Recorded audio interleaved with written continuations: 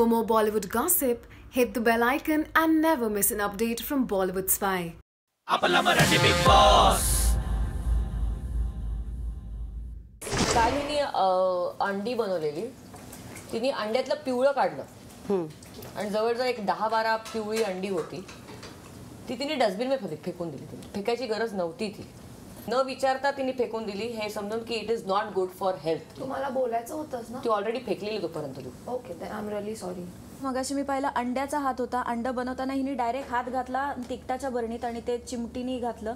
माझा वाद तो काय नाहीये की अंड्याचा हात घातला. एक्सक्यूज मी हात धुवून टाकला. ऐक जरा मला काहीतरी वेगळं बोलायचं सही ऐकून घ्यायला एका एकाचं होऊ. माझं म्हणणं एवढंच आहे की मॉइश्चर त्यात गेलं तर तो मसाला खराब होतो. त्यासाठी म्हणते आपल्याला ते लोक सारखे मसाले नाही पाठवणार आहेत तर तेवढी फक्त काळजी घ्या.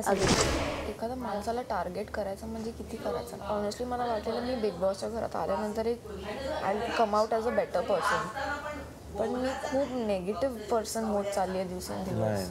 नो माझ्या डोक्यामध्ये एवढी हेट्रेड तयार होती आहे बिकॉज ऑफ जे चाललंय. आय एम नॉट लाईक दिस.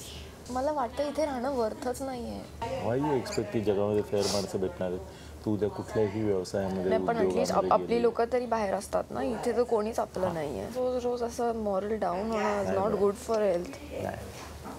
परिस्थिती बदलणं आपल्या हातात नाही पण मनस्थिती बदलणं आपल्या हातात आहे. I was trying to be cheerful all day. पण रोज उठून येते नाही होतो. माणूस आहे मी पण. परीक्षेला बसलीस आता परीक्षा देताना पेपर अवघडच येणार ना. सोप्या परीक्षेचा पेपर असतं तर कुणी सोडवला असतं.